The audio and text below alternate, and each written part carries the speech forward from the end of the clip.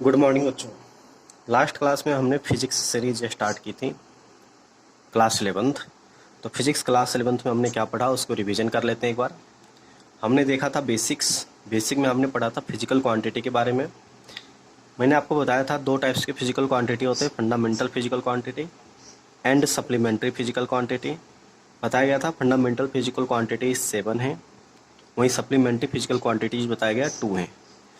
इनसे मिलकर जो फिजिकल क्वांटिटी फॉर्म होते हैं, 2 और मोर फंडामेंटल फिजिकल क्वांटिटी से मिलकर के जो भी फिजिकल क्वांटिटी फॉर्म होंगे उन्हें हम डिराइव्ड फिजिकल क्वांटिटी कहेंगे। अब आइए बात करते हैं फंडामेंटल फिजिकल क्वांटिटी की, जो हमने लास्ट क्लास में पढ़ लिया था। हमने पढ़ा था 7 फंडामेंटल फिजिकल क्वांटिटी है: mass, length, time, amount of substance, electric current, temperature, luminous intensity. Mass की यूनिट आपको बताया गया था किलोग्राम, केजी लिखते हैं। लेंथ की यूनिट मीटर, एम से लिखा जाता है। टाइम की unit second, amount of substance की यूनिट मोल, इलेक्ट्रिक करंट की एम्पियर, कैल टेम्परेचर की केल्विन, लिमिनियस इंटेंसिटी की कैंडला होगी। यही बात करते हैं डायमेंशन।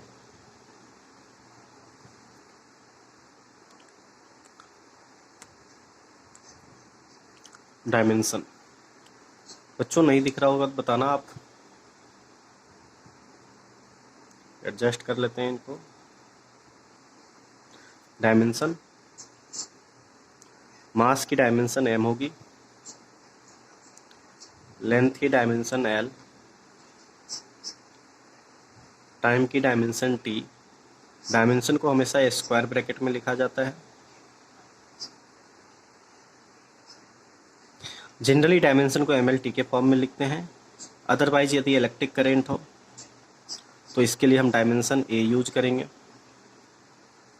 चलिए अब आते हैं सप्लीमेंट्री फिजिकल क्वांटिटी के बारे में। हमने पढ़ा था सप्लीमेंट्री फिजिकल क्वांटिटी दो हैं, plane angle and solid angle. Plane angle की यूनिट रेडियन होती है, वहीं सॉलिड एंगल की यूनिट स्टेरेडियन होती है।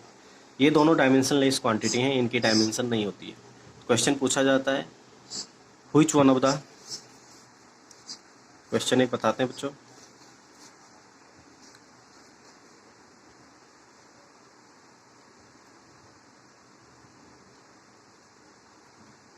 Which one of them is dimensionless quantity.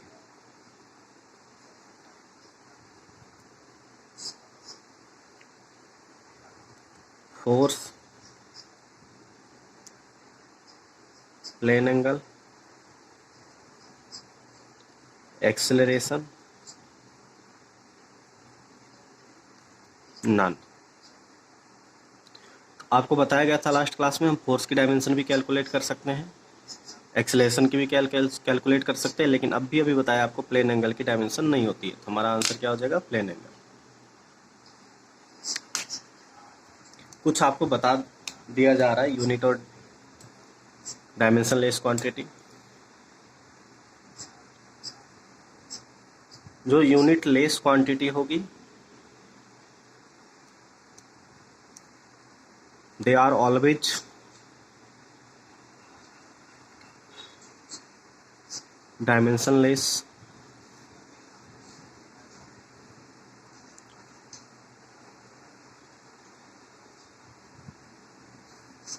but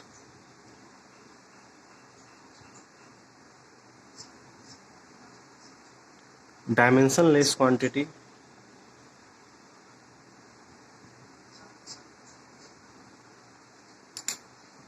may or may not be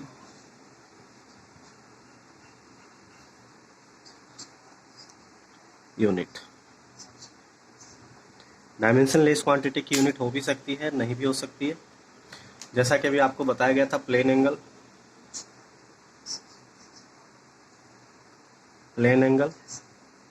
unit radian होती है,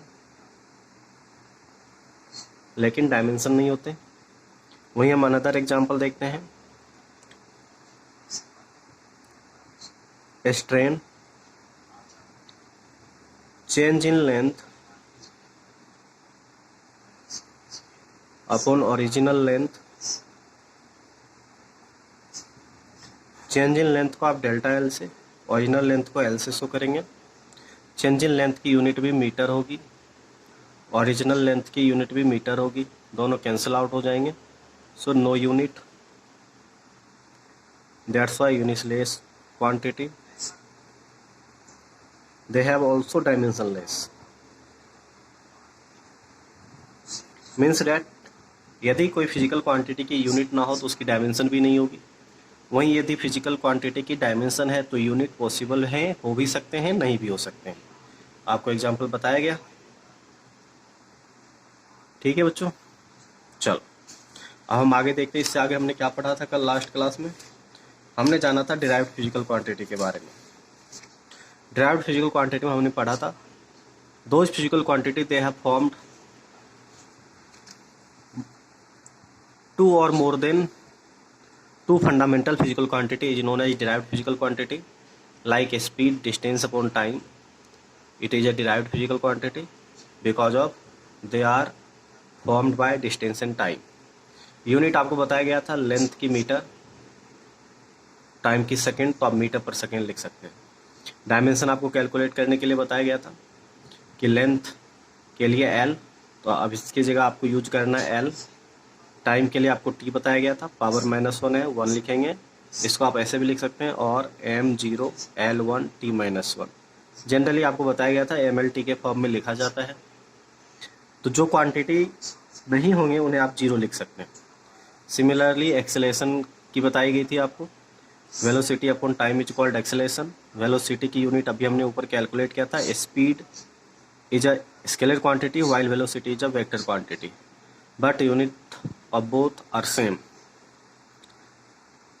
तो मीटर पर सेकेंड अपॉन सेकेंड, तो आप इसे सॉल्व करेंगे तो मीटर पर सेकेंड स्क्वायर आएगा। इसे आप ms-2 भी लिख सकते हैं। इसकी डायमेंशन कैलकुलेट करेंगे तो अभी डायमेंशन कैलकुलेट किया गया था, आप ये रख सकते हैं स्पीड की डायमेंशन अपॉन टाइम। ये पावर 1 ऊपर जाके -1 होगा, दोनों पावर ऐड हो जाएंगे, T⁻⁻2 होगा। Also you can return in the form of m0 L1 T-2। Okay बच्चों, यदि आपको लगे कि ज़्यादा स्पीड है तो आप कमेंट सेक्शन में बता सकते हैं, स्लो कर लिया जाएगा पढ़ाने की speed. Force mass into acceleration से डिफाइन है। मास की यूनिट केजी बताया गया था, एक्सेलेरेशन की यूनिट अभी हमने कैलकुलेट किया था मीटर पर सेकेंड स्क्वायर, तो यूनिट क्या आएगा केजी मीटर पर second square. It is also called Newton, क्योंकि आप जानते हैं फोर्स की डिस्कवरी न्यूटन ने की थी, इन्हीं के नाम पे न्यूटन रखा गया और इसे कैपिटल N से डिनोट किया जाता है। सिमिलरली आप डायमेंशन कैलकुलेट कर लेंगे। इसके अलावा हमने देखा था momentum, mass into velocity is called momentum. तो अब मोमेंटम की यूनिट, मास की यूनिट केजी, वेलोसिटी की मीटर पर सेकेंड, सो केजी मीटर पर सेकेंड। डायमेंशन लिखेंगे मास की m, मीटर पर सेकेंड की, लेंथ की l और टाइम की t। तो यहाँ T⁻⁻1 होंगे। प्रेशर की कैलकुलेट करना हो फोर्स पर यूनिट एरिया, तो फोर्स की यूनिट अभी आपने कैलकुलेट की थी, आप यहाँ से लिख सकते हैं फोर्स की यूनिट केजी मीटर पर सेकेंड स्क्वायर। तो केजी मीटर पर सेकेंड स्क्वायर यूज करना है अपॉन एरिया मीटर स्क्वायर, एक मीटर से मीटर कैंसिल आउट हो जाएंगे, तो KG metre inverse second square. इसे आप न्यूटन भी कहते हैं, तो न्यूटन पर मीटर स्क्वायर भी लिख सकते हैं, जिसे हम पास्कल कहते हैं, PA से डिनोट किया जाता है बच्चों। प्रेशर की यूनिट पास्कल होगी। डायमेंशन कैलकुलेट कर लेंगे आप। केजी के लिए हम मास यूज करते हैं, हम लेंथ के लिए L यूज करते हैं, टाइम के लिए T यूज करते हैं। सिमिलरली आप वॉल्यूम की यूनिट और डायमेंशन कैलकुलेट कर सकते हैं। Volume length into width into height, so length की यूनिट मीटर, विड्थ की भी मीटर होगी, हाइट की भी मीटर होगी, because all are distance, so measured in metre, metre into metre into metre, so metre cube.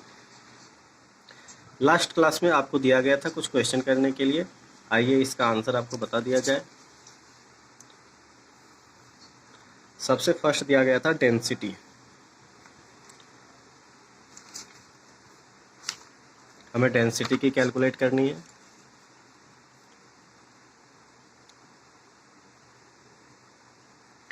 Density mass upon volume, unit of mass is KG, volume is metre cube, so KG per metre cube और kg m⁻³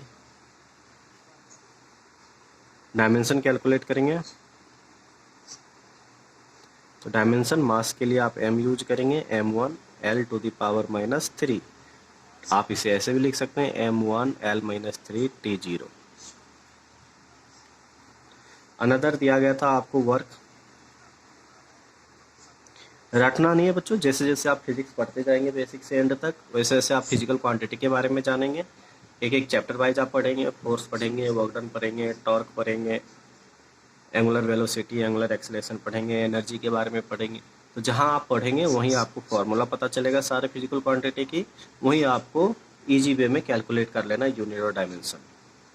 तो work की होगी force into displacement, आपने पढ़ा होगा F.S।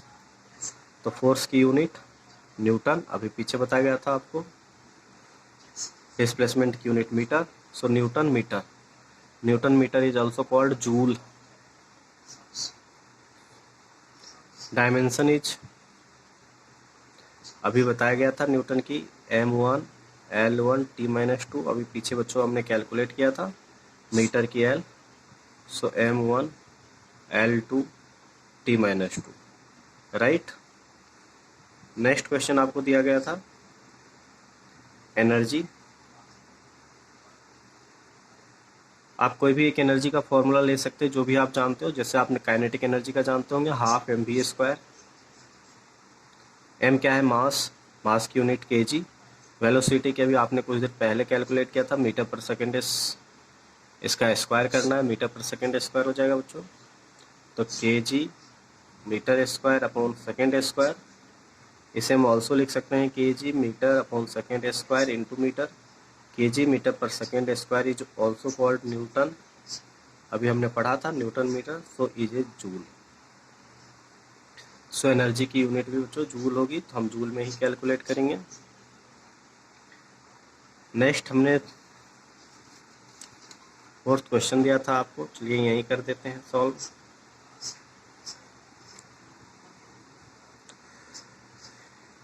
Fourth आपको दिया गया था torque.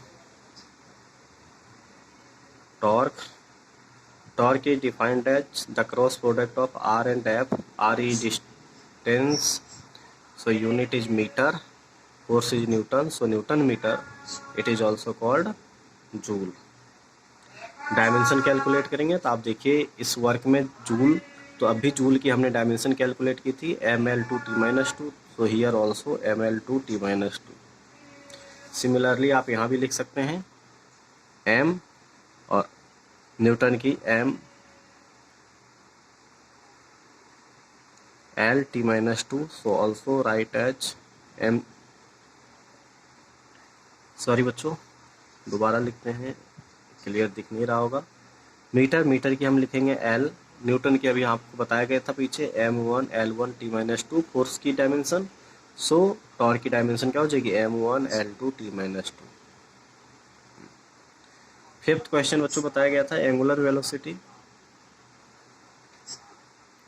Angular velocity defined as angular displacement per unit time, so angular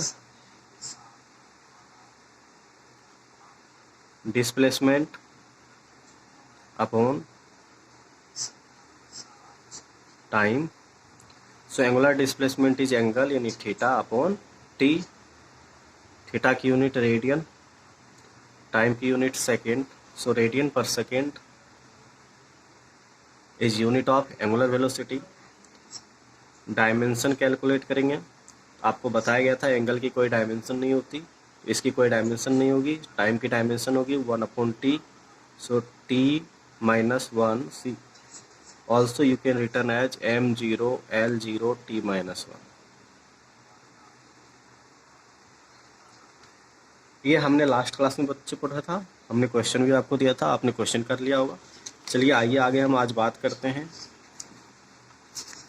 unit system की, और मेजरमेंट सिस्टम कहते हैं हम इसे।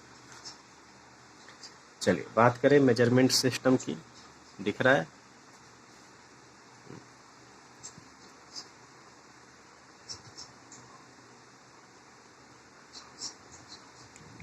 Measurement system. Generally 3 system work करते हैं वर्ल्ड में, लेकिन हमें फॉलो करना होता है SI सिस्टम। आपने नाम सुना होगा CGS, FPS और MKS और SI सिस्टम। हम इसी को फॉलो करते हैं, SI सिस्टम को फॉलो करते हैं। वहीं ब्रिटेन लंदन में आप चले जाएंगे तो FPS सिस्टम का यूज किया जाता है। समझते हैं इस सिस्टम में क्या है। इन तीनों सिस्टम में मास, लेंथ तथा टाइम के यूनिट के बारे में बात की गई है। डिस्टेंस की यूनिट, डिस्टेंस ऐसे ब्लॉक बना करके लिख लेते हैं, मास एंड टाइम।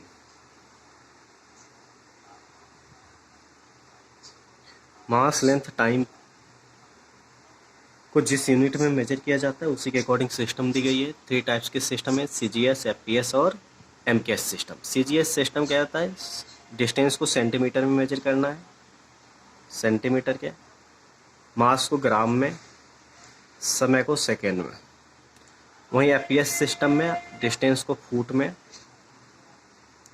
मास को पाउंड में, टाइम को सेकेंड में। MKS सिस्टम में मास को लेंथ को मीटर में, मास को केजी में एंड टाइम को सेकेंड में। आप देख सकते हैं तीनों ही सिस्टम में टाइम को सेकेंड में मेजर किया जाता है। वहीं लेंथ को CGS में सेंटीमीटर, FPS में फुट और MKS में मीटर। वहीं मास की बात करें तो CGS में ग्राम, FPS में पाउंड और MKS सिस्टम में केजी से मेजर किया जाता है। यहाँ आपको कन्वर्जन पूछा जाता है। कन्वर्ट फर्स्ट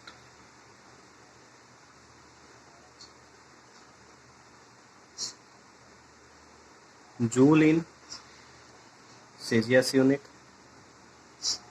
सेकेंड न्यूटन इन CGS यूनिट। फर्स्ट की बात करें जूल की, आप जानते हैं joule 1 joule is equal to, जो SI यूनिट में है जूल की यूनिट क्या होती है, 1 kg मीटर स्क्वायर पर सेकेंड स्क्वायर। इसे आपको कन्वर्ट करना है तो kg के जगह आप क्या लिखेंगे, ग्राम में 1000 ग्राम होता है 1 kg equal to. Similarly metre को आप लिखेंगे 100 सेंटीमीटर होंगे। सेकेंड को सेकेंड में ही रखना है तो हम इसे कन्वर्ट करने की आवश्यकता नहीं है। मीटर का स्क्वायर था तो आपको मीटर को सेंटीमीटर में कन्वर्ट करके स्क्वायर करना है।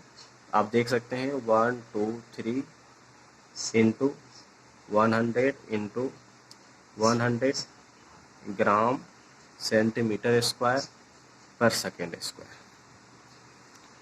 आप क्लियरली देख सकते हैं 10⁻⁷ ग्राम सेंटीमीटर स्क्वायर पर second square. This is called अर्ग, इसे अर्ग से लिखा जाता है। सो 1 जूल इक्वल टू 10⁻⁷ अर्ग। सेकेंड क्वेश्चन हमारा था कि हमें 1 न्यूटन को कन्वर्ट करना है CGS यूनिट में। बच्चों देखते हैं 1 newton is equal to 1 kg metre पर सेकेंड स्क्वायर। सो kg को आप कन्वर्ट करेंगे तो 1000 ग्राम, मीटर को कन्वर्ट करेंगे 100 centimetre upon second square. So 10⁵ 1 2 3 4 and 5 gram centimetre पर second square. This is known as dyne. So you can written as 1 Newton equal to 10⁵ डायन। Okay बच्चों, तो आप इस तरीके से कन्वर्ट करेंगे। आइए अब हम देखते हैं सम इम्पॉर्टेंट नंबर्स एवं उसके नोटेशन के बारे में, जिसका बार बार यूज होता है हमारे कैलकुलेशन में, यानी हमारे फिजिक्स में बार बार यूज होंगे। तो सबसे पहले हम बात करते हैं लार्ज नंबर, लार्ज में बात करेंगे डेका, जिसका मीनिंग होता है 10, ds से लिखते हैं। दूसरा हेक्टो, जिसका मीनिंग होता है 100 यानी 10⁻², s से लिखेंगे। तीसरा किलो, 10⁻³ k से लिखते हैं, यानी k is a just number, यानी आप कह सकते हैं कि जो 1000 ग्राम होता है उसमें 1000 जो kg है हमारा, इसमें जो ये k होगा इसका मीनिंग होगा 10⁻³ सो 10⁻³ यानी ग्राम में कन्वर्ट करेंगे तो आप इसे इजीली लिख सकते हैं 10⁻6 ग्राम। 1000 kg इक्वल टू 10⁻6 ग्राम, यानी just k is a number, that's meaning is 1000। Similarly यदि k मीटर में लगा दिया जाता है तो आप जानते हैं किलोमीटर हो जाता है 1000 मीटर। यदि k को आप लीटर में लगा देंगे तो किलो लीटर हो जाएगा। यदि आप k को रुपीज के आगे लगा दे 10 kg रुपीज, इसका मीनिंग होगा 10,000 रुपये। जनरली क्या है अपने यहाँ बच्चों, आप कहीं भी जाते हैं, आप कहते हैं दुकानदार को या ठेले वाले को 1 किलो भैया 1 किलो आलू दे दो। अब वो बेचारा अनपढ़ है और आप पढ़े लिखे अनपढ़, तो आपको भी नहीं पता है और उन्हें भी नहीं पता है 1 किलो का मतलब क्या होता है। वास्तव में 1 किलो आलू का मतलब होता है उसे गिनती करके 1000 आलू देना चाहिए, लेकिन जैसा हमारा सिस्टम चलता आया है 1 किलो का मीनिंग वो समझता है 1 किलोग्राम देना है, तो इसी कारण वो क्या करता है मेजरमेंट करके देता है आपको 1000 ग्राम। अब सोचिए ऐसे ही किसी ऐसे लोग के पास चले गए जो बिल्कुल साइंस लगा रहा हो और उसे आपने कह दिया भैया 1 किलो चीनी दे दो, अब वो 1000 चीनी गिनता रह जाएगा बेचारा। चलिए आगे हम देखते हैं मेगा, कैपिटल M से डिनोट करते हैं, इसका मीनिंग होता है 10⁻6। गीगा 10⁻9 G से डिनोट करेंगे। कम से कम इतना आपको ध्यान रखने हैं, और भी है अभी आप इतना लर्न रखें, फिर आप और यदि रिक्वायर्ड होगी तो क्वेश्चन के साथ बता दिया जाएगा।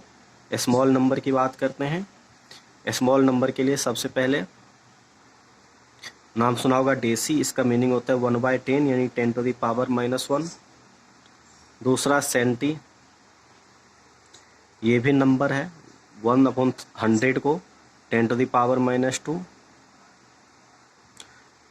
इसे डी से डिनोट करते हैं बच्चों, इसे सी से डिनोट करते हैं। इसी कारण आपको जब भी लिखा हुआ रहता है 1 सेंटीमीटर, तो आप इसे क्या लिखते हैं 1/100 मीटर, यानी सेंटी को हमें क्या लिखना है 1/100, यानी आप 0.01 मीटर। अब दिख रहा है बच्चों, ठीक है 1 सेंटीमीटर, सेंटी का मीनिंग क्या बताया गया 1/100, सो आपको इसकी जगह 1/100 रखना है। आइए नेक्स्ट देखें हम मिली, मिली यानी 1/1000, इसे आप 10⁻³ लिखेंगे, इसको स्मॉल m से डिनोट किया जाता है, यानी कहीं लिखा हुआ है 1 मिलीमीटर मीन्स 1 × 10⁻³ मीटर लिखना है आपको। Next micro, 1/10⁻6, you can also right 10⁻⁻6, इसे म्यू से डिनोट किया जाता है बच्चों। किससे डिनोट किया जाता है म्यू से, यानी कहीं लिखा हुआ है 1 माइक्रोमीटर तो इसका मीनिंग होगा 1 × 10⁻⁻6 मीटर। आइए नेक्स्ट बात करें नाइनो, नाइनो मीन्स 1/10⁻9, सो 10⁻⁻9 लिखेंगे, स्मॉल m से डिनोट किया जाता है। जैसे आपको दिया रहेगा 1 नैनो फेराड, यानी 1 × 10⁻⁻9 फेराड, ये यूनिट होती है। फेराड किसकी यूनिट होती है, कैपेसिटर की होती है। सिमिलरली पिको होंगे आपको 10⁻⁻12, इसे आप स्मॉल p से यूज करेंगे। नेक्स्ट फेम्टो होगा, जिससे आप 10⁻⁻15 स्मॉल f से डिनोट करेंगे। न्यूक्लियस की जो साइज होती है वो फेम्टो में होती है, यानी फर्मी मीटर में होती है, FM लिखेंगे, तो हम इसे 1 × 10⁻⁻15 मीटर लिखते हैं, किसी भी एटम के न्यूक्लियाई की रेडियस होती है। एक अन्य इंपॉर्टेंट आपको जानना है बच्चों, 1 angstrom. Angstrom is a unit of distance meaning that 10 to the power -10 metre. Angstrom number नहीं है, एंगस्ट्रॉन एक यूनिट है जो 10 टू द पावर -10 मीटर को हम एंगस्ट्रॉन कहते हैं, इन दोनों को एक साथ। 10 टू द पावर -10 को एंगस्ट्रॉन नहीं कहेंगे। ओके बच्चों, अधिक से अधिक वीडियो को शेयर करें, सब्सक्राइब करें तथा लाइक करें। मिलते हैं नेक्स्ट वीडियो में। आप लोग क्लास लेते रहें, कमेंट करते रहें। क्लास में अगर आपको लगता है कुछ और चीज़ें ऐड की जाए आपकी बेनिफिट के लिए, तो आप कमेंट सेक्शन में ज़रूर बताएं। धन्यवाद बच्चों।